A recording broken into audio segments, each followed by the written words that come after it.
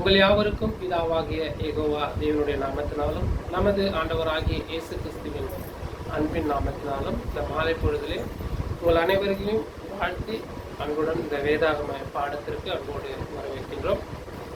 ஆன்லைனில் இருக்கிற brothers sisters கேட்குதுங்களா?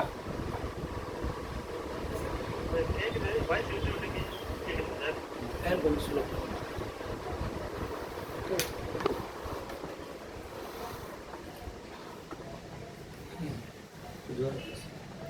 கிறிஸ்துவுக்குள் அன்பாய் அழைக்கப்பட்ட என் அன்பு சகோதர சகோதரிகளே, உங்கள் யாவருக்கும் பிதாவாகிய யெகோவா தேவனுடைய நாமத்தினாலும் நமது ஆண்டவராகிய இயேசு கிறிஸ்துவின் நாமத்தினாலும் அன்பின் வாழ்த்துக்களை தெரிவித்துக் கொண்டு இதோ இந்த நாளிலும் நம்ம பாடத்திற்கு ஒரு பாடத்தை பார்க்கலாம்.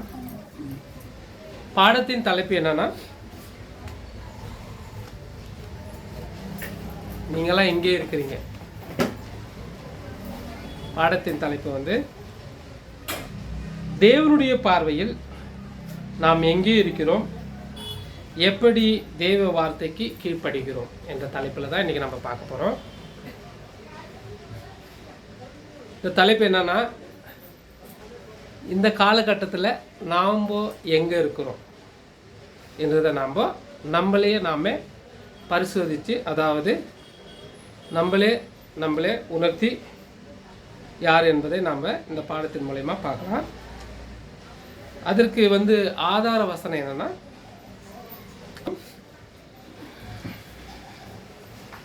மூன்றாம் அதிகாரம் 9வது வசனம்.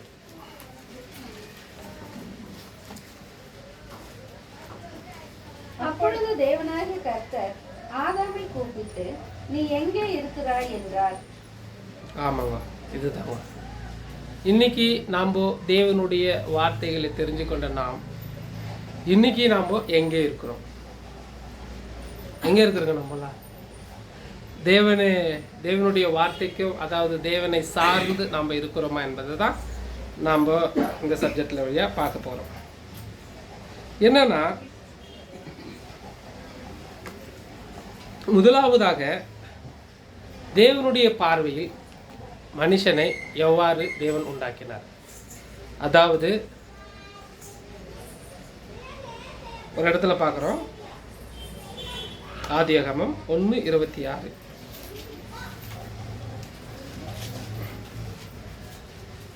பின்பு தேவன் நமது சாயலாகவும் நமது ரூபத்தின்படியையும் மனுஷனை உண்டாக்குவோமாக, அவர்கள் சமுத்திரத்தின் மச்சங்களையும் ஆகாயத்து பறவைகளையும் மிருக ஜீவன்களையும் பூமி அனைத்தையும் பூமியின் மேல் ஊறும் எல்லா பிராணிகளையும் ஆளக்கடவர்கள் என்றார். அதுதான் நமக்கு இதில் என்ன தேவைன்னா, முதலில் நாம் தமது சாயலாக, அதாவது அங்கே தேவனும் ஆண்டவராகிய இயேசு கிறிஸ்துவும் அங்கே பேசுறதை நம்ம பார்க்க முடியுது.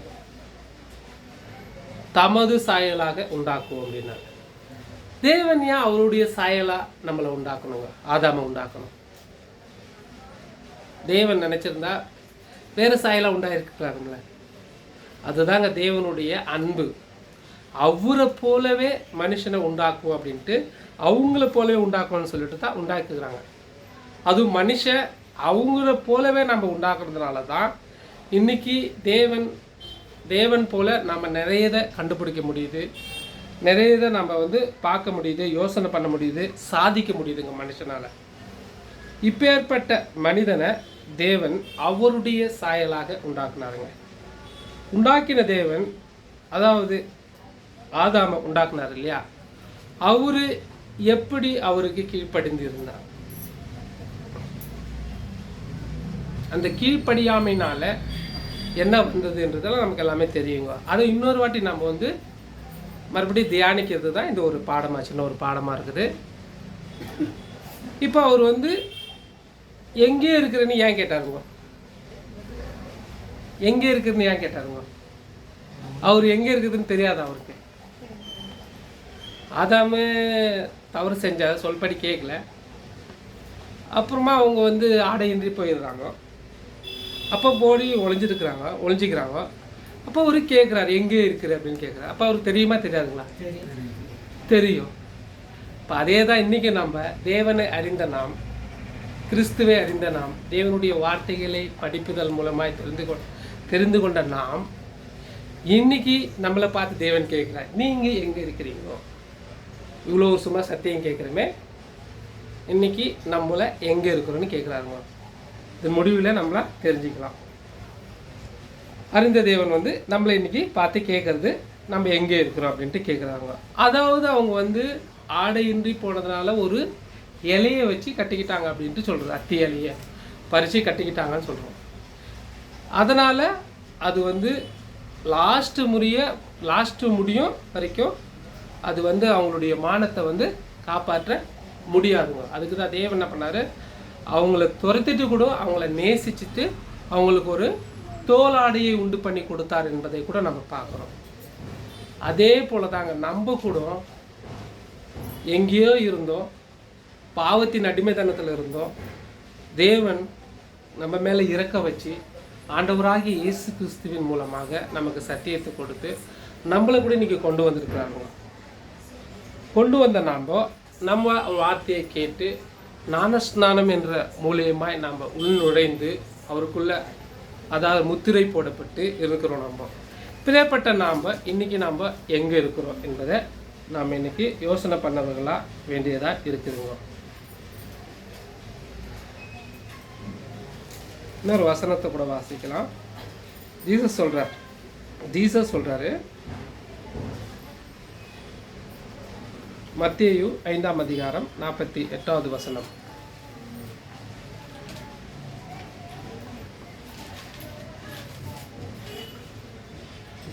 ஆகையால் பரலோகத்திற்கு இருக்கிற உங்கள் பிதா பூரண சர்க்குணராய் இருக்கிறது போல நீங்களும் பூரண சர்க்குணராய் இருக்க கடவீர்கள். எங்க இருக்கிற பிதா? பரலோகத்தில் இருக்கிற பிதா பூரண சர்க்குணரா. சர்க்குணம்னா என்னங்க? சர்க்குணம் எல்லா குணங்களும் இல்லைங்க, நல்ல குணங்கள். சர்மார்க்கன் துன்மார்க்கன் சொல்றாங்க இல்லையா, அது மாதிரி சர்க்குணம்னா அவ்வளோ சிறந்த குணம் படைத்த தேவன் சர்க்குணராய் இருக்கிறது போல நீங்களும் பூரண சர்க்குணராய் இருக்க கடவைகள் என்று சொல்றாருங்க. யார் சொல்றது? இது வந்து ஜீசஸ் வந்து நமக்கு சொல்றாருங்க. இப்போ நாம் பூரண சர்க்குணராக இருக்கிறோமா? நம்ம தேவனுடைய வார்த்தையை கேட்குறோம், அதன்படி நடக்க இருக்கிறோம் என்று நம்ம ஒப்பு கொடுத்துருக்குறோம் இல்லையா? நாம் கூட எப்படி இருக்கிறோம் என்பதை நம்ம வந்து தெளிவாக இயேசு கிறிஸ்து சொல்கிறத நாம் இங்கே பார்க்குறோங்க. எனக்கு பிரியமான சகோதரர்களே,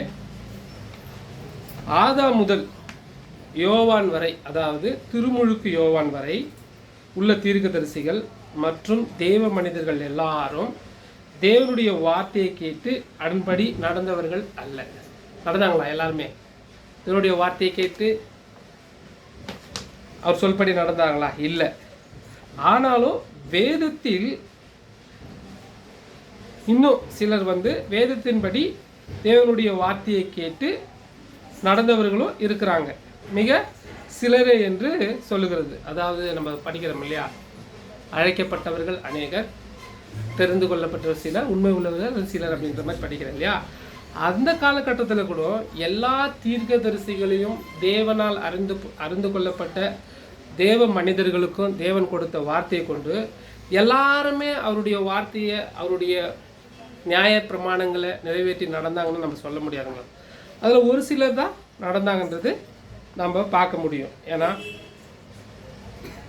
இதைத்தான் வந்து ஆண்டவராகிய இயேசு கிறிஸ்து கூட நமக்கு சொல்கிறத பார்க்க முடியுது. அதாவது மத்தேயு 20ஆம் அதிகாரம் 16வது வசனம். இவ்விதமாக பிந்தினோர் முந்தினராயும் முந்தினோர் பிந்தினராயும் இருப்பார்கள். எவ்விதமாக? இந்த மாதிரி அவர் படைத்த, அதாவது உருவாக்கின தேவ மனிதர்கள் இல்லை, பிந்தினோர் முந்தினராகவும் முந்தினோர் பிந்தினராகவும் இருப்பார்கள். அழைக்கப்பட்டவர்கள் அநேகர், தெரிந்து கொள்ளப்பட்டவர்களோ சிலர் என்றார் இல்லைங்களா? சிலர்னு சொல்றாரு. இது வந்து அவரு சொன்ன காலகட்டத்துக்கு கூட பொருந்தும், இப்போ சொல்ற காலகட்டத்துக்கு கூட நமக்கு பொருந்தும். இதே வார்த்தை வந்து எல்லாரும் அழைக்கப்பட்டிருக்கிறாங்க. இன்னைக்கு கிறிஸ்துவத்தில் எல்லாருக்கும் சுவிசேஷம் சொல்லப்பட்டிருக்குது. இன்னைக்கு எல்லாருமே கிறிஸ்துக்குள்ள நடக்கிறாங்களா என்று பார்த்தா இல்லைங்க. எல்லாம் அரைகுறை சத்தியம் கேட்டுக்கிட்டு எனக்கு எல்லாமே தெரியும் அப்படின்ற மாதிரிலாம் பேசுகிறாங்க இல்லைங்களா? அதைத்தான் இவ்விதமாக பிந்தினோர் முந்தினோர் ஆயும். பிந்தினோர்னா யாருங்க? நம்ம தாங்க. அதான் பிந்தினோர் முந்தினராயும் முந்தினோர் பிந்தினராயும் இருப்பார்கள். அப்போ நம்ம கூட அந்த தேவ மனிதர்கள் தீர்க்கதரிசிகள் இருந்தாங்க இல்லையா? சில பேர் இருந்தாங்க, அதாவது சில பேர் இருந்தாங்க, சில பேர் வந்து தேவனுடைய வார்த்தையை கீழ்ப்படியாமல் போனாங்க. அதுக்கப்புறமா தப்பு செஞ்சு கூட அதை திருத்திக்கிட்டு அதுக்கப்புறமா தேவனுடைய வார்த்தைக்கு கீழ்ப்படிந்து வந்தவங்க கூட இருக்கிறாங்க இல்லைங்களா? அதே போல் இந்த காலகட்டத்தில் அவங்களையும் நம்மளையும் வச்சு பார்த்தா நம்ம பிந்தினோராக இருந்து முந்துதல், அதாவது நம்ம முன்னதாக அழைக்கப்பட்டவருக்கு சமமாகிறோம் என்பதை பற்றி அங்கே ஜீசஸ் சொல்கிறத நம்ம இங்கே பார்க்குறோம். இதே வசனத்தை தான் மறுபடியும் நமக்கு நினைப்பு அதே சாப்டரில் 22ஆம் அதிகாரம் 14 வசனத்தில் கூட அதே இதில் தான் சொல்கிறார் ஜீசஸ். அங்கே கூட அதே தான் சொல்கிறாரு. அந்தபடியே அழைக்கப்பட்டவர்கள் அநேகர், தெரிந்து கொள்ளப்பட்டவர்களோ சிலர் என்றார். ஆமாம், இது எதுக்கு மறுபடியும் அங்கே சொல்கிறாருன்னா, அப்போ வந்து எல்லாருமே அழைக்கப்பட்டிருக்கிறாங்க தேவனுடைய வார்த்தைக்கு, அதாவது அவருடைய இதுக்கு எல்லாருமே அழைக்கப்பட்டிருக்கிறாங்க. ஆனால் அதை லாஸ்ட் வரைக்கும் உண்மையாக இருந்து யார் கை கொள்வாங்க அப்படின்னு பார்த்தா உண்மையாக இருக்கிறவங்க தான் கை கொள்வாங்க அப்படின்றத பற்றி இங்கே சொல்கிறத நம்ம பார்க்குறோம். இங்கே கூட நம்ம எப்படி இருக்கிறோம், உண்மையாக இருக்கிறோமா என்பதை கூட நம்ம இங்கே பார்க்க வேண்டியதாக இருக்கிறது. பழைய ஏற்பாட்டில் நம்ம பார்க்க போனால் ஆபேல், நோவா, அப்ரகாம், ஈசாக்கு, யாக்கோப்பு, யோசேப்பு, இன்னும் சொல்லிக்கொண்டே போகலாம். அவங்கெல்லாம் வந்து தேவனுடைய வார்த்தைக்கு கீழ்ப்படிந்து நடந்தார்கள். இதை எல்லாவற்றையும் அறிந்த நாம் இன்னைக்கு யாருடைய வார்த்தைக்கு செவி கொடுக்குறோம் அப்படின்னு. இப்போ நம்ம வந்து தேவனுடைய வார்த்தையை அறிஞ்சுன்னுக்கிறோம், கேட்டுட்ருக்குறோம், இவ்வளோ கிளாஸுங்களை கேட்குறோம், நம்ம போகிற வரோம். இன்றைக்கி நம்ம முழுக்க தேவனுடைய வார்த்தைக்கு முக்கியத்துவம் கொடுக்குறோமா என்பதை நம்ம யோசிக்கணுங்க. முக்கியத்துவம் கொடுக்குறோமா? முக்கியத்துவம் கொடுக்குறது இல்லைங்க, நானே கொடுக்குறது இல்லை. சில நேரத்தில் ஒரு நேரத்துக்கு ஒரு மாதிரி நம்ம இடையில நம்மளுக்கு அது மாதிரி வருதுங்க. நம்ம சுயகுணத்தை அப்பப்போ காட்டுறோங்க, அது நம்மக்கிட்ட இன்னமும் வளர்ந்து வந்துருக்குறோங்க. கீழ்ப்படிந்து நடக்கிறது இல்லை.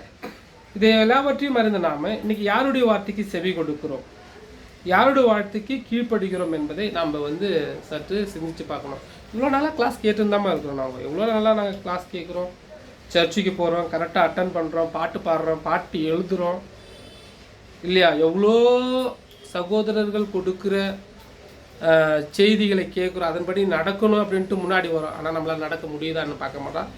இல்லைங்க, இன்னும் நம்ம அப்படி தான் இருக்கிறோம் என்பதை நம்ம இங்கே யோசனை பண்ண வேண்டியவர்களாக இருக்கிறோம்.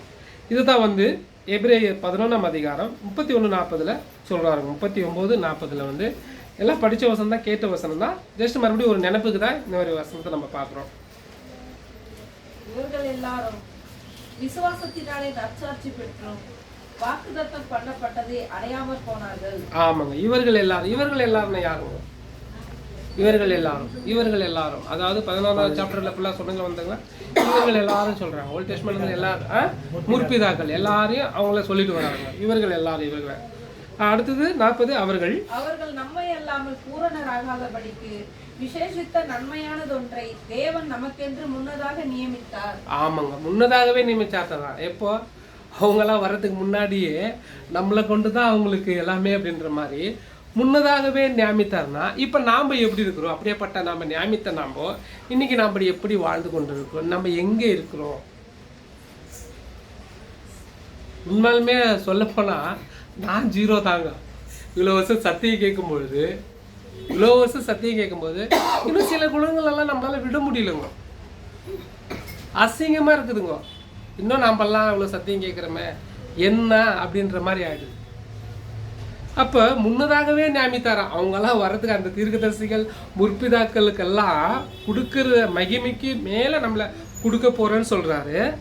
அப்போ இன்றைக்கி நம்ம எப்படி இருக்கிறோம்னா, நம்ம யோசனை பண்ணி பார்த்தா ஒன்றுமே இல்லைங்க. இவ்வளோ சத்தியங்கள்லாம் கேட்குறோம். இதை வந்து நம்ம யோசனை பண்ணி நம்முடைய வாழ்க்கையில் இனிமேலாவது தேவனே உமக்கு உகந்த பிள்ளையாக நாங்கள் வாழணும், உம்முடைய வார்த்தைக்கு கீழ்ப்படிந்து நடக்கணும், உம்மண்டையிலே நாங்கள் இருக்கணும் அப்படின்ற மாதிரி நம்ம ஒப்பு கொடுத்து இனி வர காலகட்டத்தில் கூட நம்ம நடக்கலாம் அப்படின்றத நம்ம இங்கே ஒரு வாட்டி யோசனை பண்ண வேண்டியதாக இருக்குது.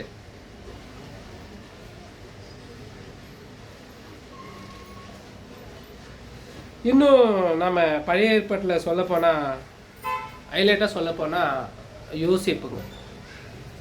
யோசேப்பு வந்து ஜீசஸுக்கு ஒப்பிட்டு சொல்லலாங்க. சொல்லலாம் தானே? ஆமாம், ஒப்பிட்டு சொல்லலாம். ஏன் ஒப்பிட்டு சொல்லலாம்? ஏன் என்னதான் ஒப்பிட்டு சொல்லலாம்? உண்மையாக இருந்தார், சகோதரர்கள் இருக்கப்பட்டாரு, எல்லாம் ஒன்றுன்னு சொல்லிகிட்டே போகலாங்க இல்லைங்களா? ரொம்ப ஆமாம் ஓடுனார், நிறைய சொல்லிகிட்டே போகலாம் இல்லைங்களா? பாவத்தை வெறுத்தோன்னா அது ரொம்ப ஹைலைட் தான் இல்லைங்களா? இன்றைக்கி நாம் வந்து ஓடுறோமா? சிலதை வந்து அப்பு தப்பி வந்து தப்பி கிடச்சிட்டா கூட அதை வந்து நம்ம அனுபவிச்சிடுறோம், அதை நம்ம வந்து நிறைவேற்றி கொள்கிறோம். இன்றைக்கி நம்ம அந்த ஆளாக இருக்கிறோங்க, அது எனக்கு சேர்த்து தான். இப்போ அவர் வந்து எப்படின்னா அவ்வளோ நிழலுக்கு ஒப்பாக இருக்கார், ஜீசஸுக்கு ஒப்பாக இருக்காங்க. எப்படின்னா 12 அப்போஸ்தலர்ல ஜீசஸ் ஒருத்தவராக இருந்தார், தலைவராக இருந்தார். அவங்க அப்பா அம்மாவுக்கு 12 பசங்க, அதில் அவர் ஒருத்தவராக இருந்தார் இல்லைங்களா? முன்னாடி எப்படி ஜீசஸ் நான் போயிட்டு உங்களுக்கு ஒரு இடத்த ஆயத்தம் பண்ணுறேன்னு சொல்லிட்டு போனாரோ அதே போல் அவரும் சொல்லிட்டு போனார். அவரும் போனார் எகிப்துக்கு, சொல்கிறார் இல்லையா? உங்களுக்கு முன்பதாக என்னை கொண்டு போனார் தேவன் அப்படின்னு சொல்கிறார் இல்லைங்களா? இதெல்லாம் நிழலாக இருக்குது. இவங்கெல்லாம் தேவனை பற்றி அறிஞ்சு இருப்பாங்க, ஆனால் நம்மளை போல் அறிஞ்சிருப்பாங்கன்றது நம்ம சொல்ல முடியாதுங்க இல்லைங்களா? இப்போ அந்த காலகட்டத்தில் அவங்க அவ்வளோ உபத்திரவங்கள் மத்தியில் இருந்து கூட எவ்வளோ உண்மையாக இருந்துக்கிறாங்க பாருங்கள். எவ்வளோ தப்பு செய்ய வாய்ப்பு கிடைக்கும் போது கூட அவங்க எப்படி இருந்துருக்காங்கன்னா அவ்வளோ உண்மை உள்ளவங்களாக. இன்றைக்கி நாம் எப்படி இருக்கிறோம் என்பதை வந்து யோசேப்பின் மூலயமா நம்ம தெரிஞ்சுக்கலாம். அதுதான் நம்ம வந்து யோசேப்பை பற்றி படித்தா இன்னும் ரொம்ப நல்லாயிருக்கும். அதை நீங்களாம் படிச்சிருப்பீங்க, கேட்டிருப்பீங்க. தேவன் வந்து அவரை முதல்ல ஜீசஸ்க்கு ஒப்பா அவருடைய ஸ்டோரியை வச்சுருக்காரு என்பதை நம்ம இங்கே பார்க்க முடியும். அப்படின்னா நம்ம கூட பாவத்துக்கு நம்ம வெறுத்து ஓடணுங்க. சில பாவ சந்தர்ப்பங்கள் வரும்போது நம்ம கூட அதை அவாய்ட் பண்ணுவோம். இருக்கிறோமா அப்படின்றத நம்ம வந்து யோசனை பண்ணவங்களாக இருக்கணும். இன்னும் இப்படி பழைய ஏற்பாட்டில் நிறைய பேர் நம்ம சொல்லிக்கிட்டே போகலாங்க.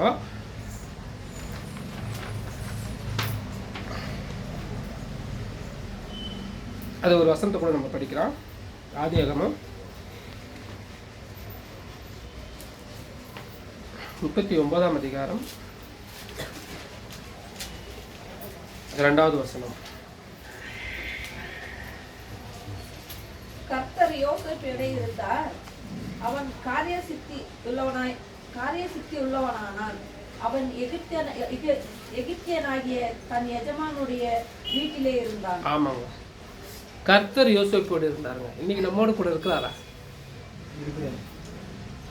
இருந்தால் நம்ம சிலவற்றெல்லாம் செய்யறதுக்கு விட மாட்டாரே. நம்ம செஞ்சு நிற்கிறோமே, நம்முடைய உள்மலை சாட்சி சொல்லுவோம் நம்ம கூட இருக்கிறாரான்றது.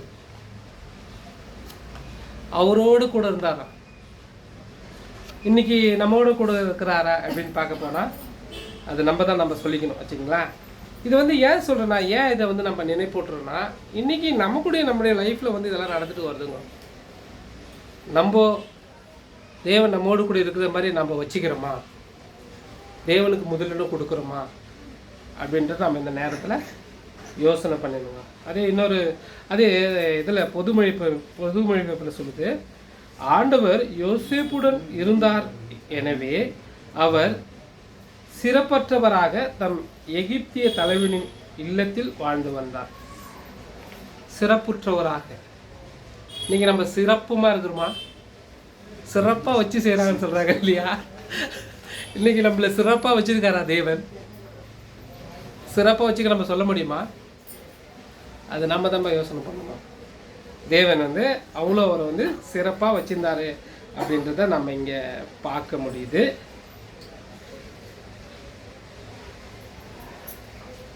அடுத்ததாக பார்க்க போனால் புதிய ஏற்பாட்டில்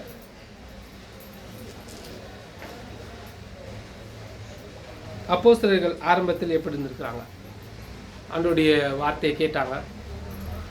இன்னைக்கு நம்ம கூட ஒரு அப்போஸ்தலர்களாக என்ன நம்மளை சொல்கிறாங்க, சிலர் அப்போஸ்தலர்களாகவும்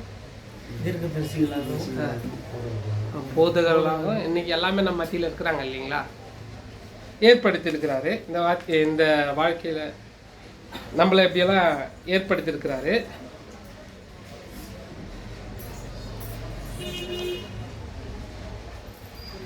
அவங்க இருந்தாங்க இல்லையா, அதாவது போஸ்லர்கள்லாம் கூட இருந்தாங்க இல்லையா, அவங்கெல்லாம் எப்படி இருந்து எப்படி மறித்தாங்க, அவங்களாம் எப்படி வாழ்ந்தாங்க, ஆண்டவராகிய இயேசு கிறிஸ்து சொன்ன உபதேசத்தை வச்சு அவங்க இருக்கும்போது வாழலாம் கூட, இல்லாதப்போ எப்படி வாழ்ந்தாங்க, ஆண்டவராகிய இயேசு கிறிஸ்து சொல்லிட்டு போயிட்டு மேலே அவங்க அதுக்கப்புறம் எப்படி வாழ்ந்தாங்க, அந்த மாதிரி வாழ்க்கை நாம் இன்றைக்கி வாழ்ந்து கொண்டு இருக்கிறோமா? அதே தான் ஆண்டவராகிய இயேசு கிறிஸ்து 12 அப்போஸ்தலர்களுக்கும் இப்படியெல்லாம் இருங்க அப்படியெல்லாம் இருங்கன்னு சொல்லிட்டு 40 நாள் மறுபடியும் வந்து தரிசனாய் சொல்லிட்டு போகிறாரு. இந்த 40 நாளில் அப்புறம் போயிட்டு 50வது நாள் அவங்களுக்கு பெந்தகோஸ்து நாளில் வந்து அவங்களுக்கு ஆவியை கொடுக்குறாரு, அதாவது அளவில்லாத ஆவியை கொடுக்குறாரு. அப்போ தான் அவங்க வந்து தைரியப்பட்டு வெளியே போகிறாங்க இல்லையா. நமக்கு கொடுத்துருக்காரு அந்த மாதிரி ஆவிகள்லாம். இப்போ நம்மக்கிட்ட கொடுத்த ஆவி எப்படி செயல்படுத்துங்க, இன்றைக்கி எப்படி செயல்பட்டு கொண்டு இருக்கிறது? நம்மெல்லாம் ஸ்பீச்சரு பேசுகிறோம், வேதமானவர்கள் வார்த்தையை கேட்குறோம், நமக்கு கொடுக்கப்படுது அதே ஆவி தான் நமக்கு கொடுக்கப்படுது. இன்றைக்கி நாம் எப்படி நடைமுறையில் நடந்துட்டு இருக்கிறோம், நம்முடைய ஃபேமிலியில் எப்படி நடக்கிறோம், நம்முடைய வேலைகளில் எப்படி நடக்கிறோம் அப்படின்லாம் பார்க்க போனால் ஒன்றில் தான் சொல்ல முடியும். நம்ம வந்து அதை இன்னுமா வளர்த்துக்கணும். இதெல்லாம் ஏன் அடிக்கடி நமக்கு தேவை நினைப்பூட்டுறாருன்னா, இன்னும் நீங்கள் இப்போ பாருங்கள், அமெரிக்காவில் எலெக்ஷன் ஆச்சுன்னு சொன்னாங்க, ஆகிட்டுக்குது. இப்போது ஃபைட்டு, அதாவது வார் ஸ்டார்ட் ஆச்சுன்னா அதில் நம்மளாம் எவ்வளோ மிஸ் ஆகிறதுக்கு சரியாகல, நம்ம ஒன்றும் கரெக்ஷன் ஆகி நம்ம சரியாக ஆகலை இல்லையா. இப்போ நம்மளாம் மிஸ் ஆகிறதுக்கு சான்சஸ் இருக்குல்ல. தேவன் இதனால் கூட நம்மளை வந்து வெயிட் பண்ணியிருக்கலாம்ல. அதெல்லாம் தான் அப்போ மறுபடியும் இது மாதிரி சத்தியங்கள் தேவன் எது கொடுக்குறாங்க, நம்மளை கரெக்ட் பண்ணிக்கிறது தாங்க கொடுக்குறாரு. இப்போ நம்ம கூட இன்னும் நம்மளும் ஒரு அப்போஸ்தலர்கள், தேவனுடைய வார்த்தையை எடுத்து சொல்கிறவங்க, இன்றைக்கி நம்மளுடைய வாழ்க்கை எப்படி இருக்குது, நம்முடைய பர்சனல் லைஃப் எப்படி இருக்குது அப்படின்றத நம்ம இந்த நேரத்தில் யோசிக்க வேண்டியவர்களாக இருக்கிறோம். அதான் ரோமனில் சொல்கிறாரு 16:19.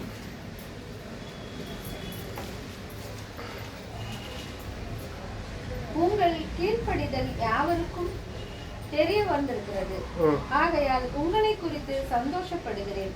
ஆனாலும் நீங்கள் நன்மைக்கு ஞானிகளும் தீமைக்கு பேதைகளுமாய் இருக்க வேண்டும் என்று விரும்புகிறேன். ஆமாங்க, எப்படி இருக்கணுங்களா? நன்மைக்கு ஞானிகளும். இன்னைக்கு நம்ம நன்மை செய்யறதுல எப்படி இருக்கிறோங்க, நம்ம யோசனை பண்ணணுங்க. உங்கள் கீழ்ப்படிதல் யாவருக்கும் தெரிய வந்திருக்கிறது. நம்ம யாரு, நான் யாரு, சௌந்தர் பிரதர் யாரு, சத்யராஜ் பிரதர் யாரு, டேனியல் பிரதர் யாரு, எல்லாரும் சொல்லுவாங்க. நம்மள ஆண்டனி பிரதர் யாரு, ஆஹா ஆண்டனி பிரதரா அப்படின்னு சொல்லுவாங்க. எல்லாமே தெரிய வந்திருக்குதாங்க. இது யாருக்கு எதிராருங்க? ரோமாபுரிக்கு எதிராரு, ரோமன்ஸ்க்கு எதிராரு பவுல் இல்லைங்களா.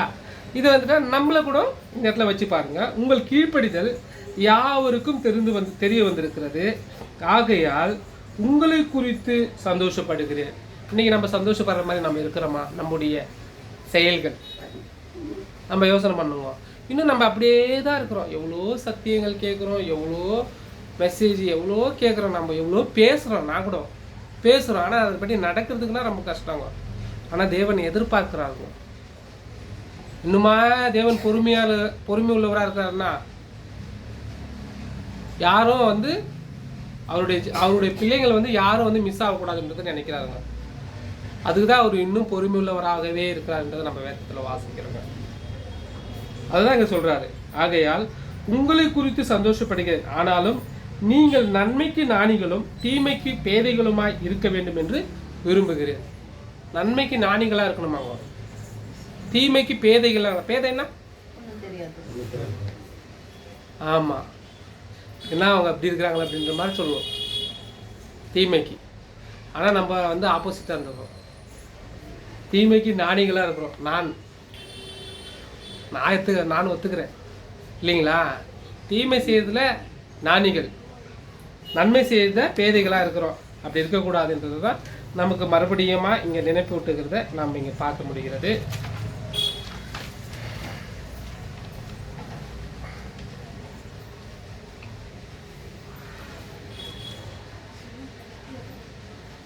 இன்னொரு வசனத்தை கூட நம்ம வாசிக்கலாம். 1 பேதுரு 4 அதிகாரம் 1:2. இப்படி இருக்க கிறிஸ்து நமக்காக மாம்சத்திலே பாடுபட்டபடியால் நீங்களும் அப்படிப்பட்ட சிந்தையை ஆயுதமாக தரித்துக் கொள்ளுங்கள். எப்படிங்கோ? இப்படி இருக்க, இதெல்லாம் இருக்க கிறிஸ்து வந்து மாம்சத்துல பாடுபட்டாருங்க. நீங்களும் அப்படிப்பட்ட சிந்தையை ஆயுதமாக தரித்துக் கொள்ள. ஆயுதம் என்னங்க? ஆயுதம்னா இதை பொருள் தானே, இது டூல்ஸ் தானே. ஆயுதமாக தரித்துக் கொள்ளுங்கள்லாம் அவர் எப்படி அதை எடுத்துக்கிட்டாரோ, மாம்சத்தில் வந்து எப்படி அவர் வந்து செஞ்சு காமிச்சிட்டு போனாரோ அதை நீங்கள் அப்படியே எடுத்துக்கோங்க அப்படின்றாங்க. இன்னைக்கு நம்ம எடுத்துன்னு இருக்கிறோமா? அவருடைய சிந்தையை ஆயுதமாக தரித்து கொள்ளுங்கள் அப்படின்றாங்க. கீழே படிங்க, அதுக்கு 2வது வசனம். ஏனென்றால் மாம்சத்தில் பாடுபடுகிறவன் இனி மாம்சத்தில் இருக்கும் காலம் வரைக்கும் மனுஷனுடைய இச்சைகளின்படி பிழைக்காமல் தேவனுடைய சித்தத்தின்படி பிழைக்கத்தக்கதாக பாவங்களை விட்டோய்ந்திருப்பான். ஆமாங்க.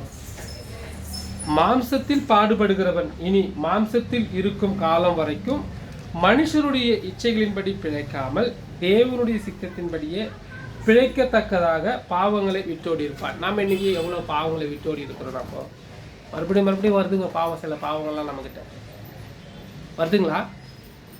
வராதுன்னா நல்லது தான். வர்றதுக்கு நம்ம விடக்கூடாதுங்க. அதுதான் அந்த வசனம், மேலே வசனம் நம்ம தெளிவாக சொன்னார் இல்லையா?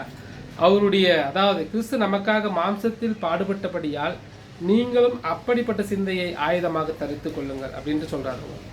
இதை நாம் கூட தரிச்சிக்கணும். அவருடைய சிந்தையை, அதான் கிறிஸ்துவில் இருந்த சிந்தையை உங்களிலும் இருக்க கடவுது அப்படின்ட்டு பிலிப்பியரில் நம்ம படிக்கிறோங்க. நம்முடைய சிந்தையை கூட நம்ம சரியான முறையில் பரிசுத்தமாக வச்சுக்கணுங்க அப்படின்றது தான் இங்கே தெளிவுபடுத்துறதை நம்ம பார்க்குறோம். அதனால்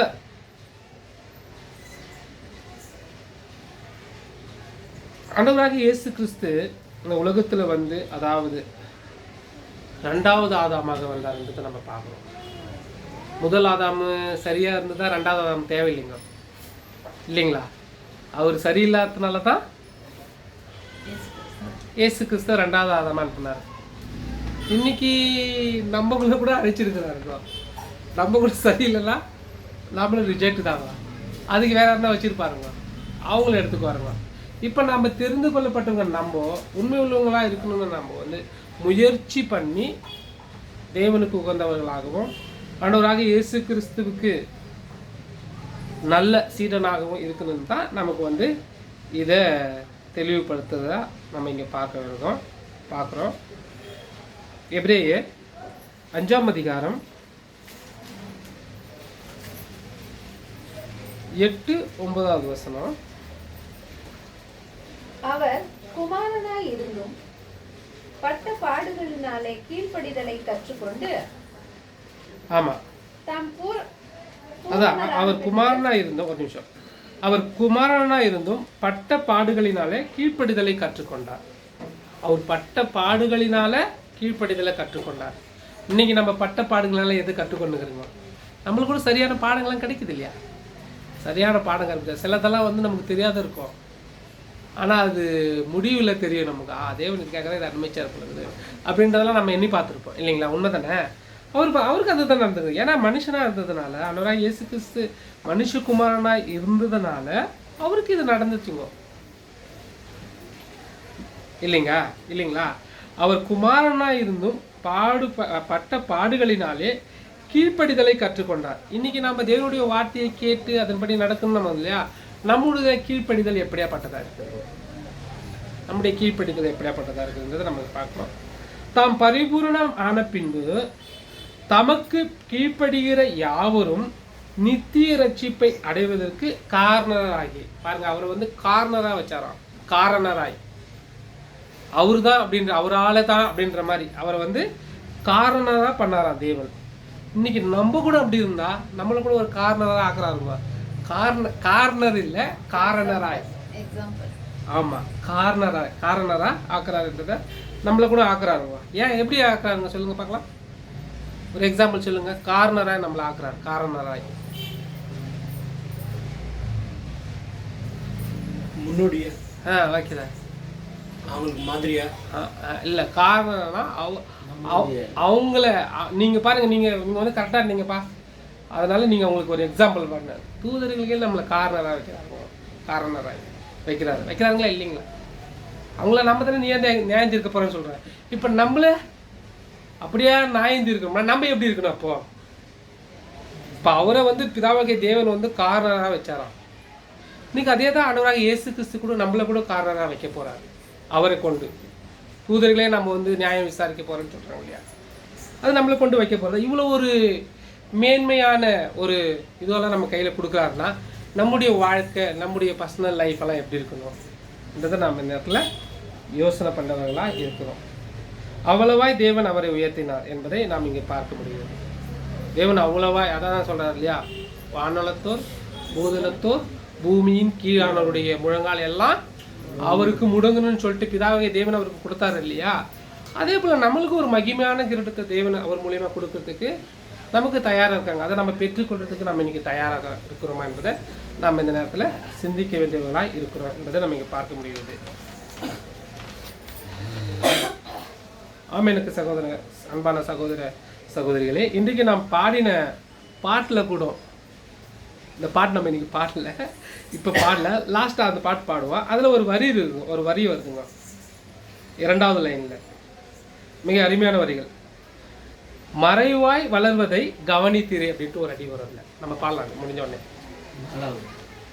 4வது அடியில் வரும். மறைவாய் வளர்வதை கவனித்திரு என்ற ஒரு அடி வருது. அது நம்ம பாடினா உங்களுக்கு புரிஞ்சிருக்கோம், அது நீங்கள் பாடும்போது தெரிஞ்சுக்குவீங்க. இது ஏன்னா மறைவாய் வளர்வதை கூட தேவன் வந்து காக்கிறாராம், அதாவது கவனிக்கிறாராம். இப்போ நமக்கு கூட எவ்வளோ மறைவான காரியங்கள் இருக்குதுங்க.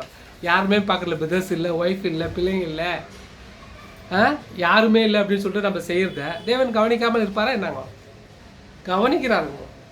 இப்போ நம்முடைய அந்த மாதிரி பர்சனல் லைஃப், அதாவது யாரும் இல்லாத நிலைமையில் நம்ம எப்படி இருக்கிறோம் என்றதை நம்ம இந்த நேரத்தில் உணர வேண்டும். இவங்க தானே, அவங்க இல்லை தானே, அவங்க அப்படித்தான் அப்படின்றதெல்லாம் நம்ம பேசுகிறோங்க. அப்படி வார்த்தை கூட எப்படி இருக்குது நம்ம பார்க்க முடியுது.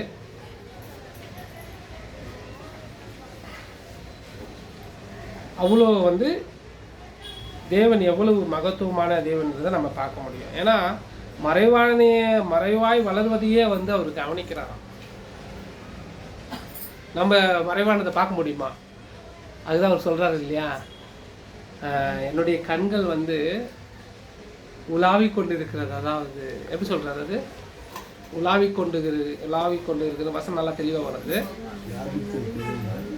உலாவி கொண்டு இருக்கிறது அப்படின்னு சொல்கிறாரு. அதாவது நான் வந்து தூங்குறது இல்லை, உறங்குறது இல்லைன்னு வசனம் இருக்குது. அந்த அளவு இப்போ நம்ம ஒன்று பார்த்துனே இருந்தால் கூட நம்ம வளர்ந்து கண்டுபிடிக்க முடியாதான். ஆனால் அவர் பார்க்குறாருன்னா அது எவ்வளோ ஒரு மகத்துவமான தேவன்.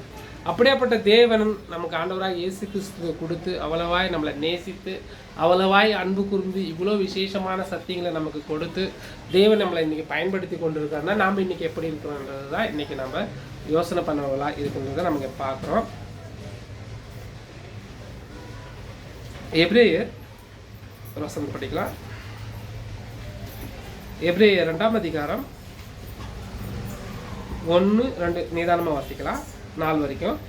ஆகையால் நாம் கேட்டவைகளை விட்டு விலகாதபடிக்கு அவைகளை மிகுந்த ஜாக்கிரதையாயும் கவனிக்க வேண்டும். ஆமாங்க, அதாவது ஆகையால் நாம் கேட்டவைகளை, இதை இப்போ ஒரு 3 வசனம் 4-5 வசனம் நம்ம தியானிச்சிருப்போம், கேட்டிருப்போம். இதுக்கு முன்னாடி நிறைய வசனங்களெல்லாம் கேட்டிருப்போம். இதெல்லாம் என்ன சொல்லுதுன்னா, ஆண்டவராகிய இயேசு கிறிஸ்து எப்படி நடந்தார், முற்பிதாக்கள் எப்படி நடந்தாங்க, அப்போஸ்தலர்கள் எப்படி நடந்தாங்க, இதெல்லாம் நம்ம கேட்ட நாம் மிகுந்த ஜாக்கிரதையாய் கவனிக்க வேண்டும். அதை தான் சொல்கிறாங்க. ஆகையால் நாம் கேட்டவைகளை விட்டு விலகாதபடிக்கு அவைகளை மிகுந்த ஜாக்கிரதையாக கவனிக்க வேண்டும். படிங்க நெக்ஸ்ட். ஏனெனில் தேவ தூதர் மூலமாய் சொல்லப்பட்ட வசனத்திற்கு விரோதமான எந்த செய்கைக்கும் கீழ்ப்படியாமைக்கும் நீதியான தண்டனை வரத்தக்கதாக அவர்களுடைய வசனம் உறுதிப்படுத்தப்பட்டிருக்கு. ஆமாங்க. ஏனெனில் தேவதூதர் மூலமாய் சொல்லப்பட்ட வசனத்தின் விரோதமான எந்த செய்கைக்கும் கீழ்ப்படியாமைக்கும் நீதியான தண்டனை வரத்தக்கதாக அவர்களுடைய வசனம் உறுதியாக்கப்பட்டிருக்கிறது அப்படின்ட்டா உறுதியாக சொல்லியிருக்கிறது, உறுதியாக நடந்தது அப்படின்னு சொல்கிறாங்க. முதலாவது கர்த்தர் மூலமாய் அறிவிக்கப்பட்டு பின்பு அவரிடத்தில் கேட்டவர்களாலே நமக்கு உறுதியாகப்பட்டது. இல்ல அதாவது முதலாவது கர்த்தர் மூலமாய் அறிவிக்கப்பட்டு பின்பு அவரிடத்தில் கேட்டவர்களாலே நமக்கு உறுதியாக்கப்பட்டது. முன்னாடி ஜீசஸ் தான் சொன்னாருங்க, மனம் திரும்புங்கள், விண்ணரசு நெருங்கி விட்டது, பரலோக ராஜ்யம் சமீபமாக இருக்குது, மனம் திரும்புங்க அப்படின்னு சொல்லிட்டு அவர் பிரசங்கித்தார். அப்புறம் அவங்க போயிட்ட மேலே அவரிடத்தில் கேட்டவர்கள்லாம் யாரு? அப்போஸ்தலர். அவர்களாலே உறுதியாக்கப்பட்டது, நமக்கு உறுதியாக கொடுக்கப்பட்டது. இத்தனை நிருபங்கள் நமக்கு கொடுத்துருக்காருங்க இல்லையா? அப்போஸ்தலர் நிருபங்கள், அப்போஸ்தலர்கள் எழுதுனாங்க இல்லையா? ரோமர் நிருபம், கொரிந்தியர், கலாத்தியர் எல்லாம் இவ்வளோ நிருபம் எழுதியிருக்காங்க. பேதுரு எழுதியிருக்காரு இல்லையா? யோவானெல்லாம் எழுதியிருக்காரு இல்லையா? இவ்வளோ நிருபம் நமக்கு கொடுக்கப்பட்டிருக்குது. அவங்களால உறுதியாக்கப்பட்டதும் நாலாவது அடையாளங்களினாலும் அற்புதங்களினாலும் பலவிதமான பலத்த செய்கைகளினாலும் தம்முடைய சித்தத்தின்படி பகிர்ந்து கொடுத்த பரிசுத்த ஆவியின் வரங்களினாலும் தேவன் தாமே சாட்சி கொடுத்ததுமாய் இருக்கிற இவ்வளவு பெரிதான ரட்சிப்பை குறித்து நாம் கவலையற்று இருப்போமானால் தண்டனைக்கு எப்படி தப்பித்துக் கொள்ளுவோம்? இதெல்லாம் நம்ம தெளிவா படிச்சிருப்போம், எத்தனையோ வாட்டி கேட்டிருப்போம் இல்லைங்களா?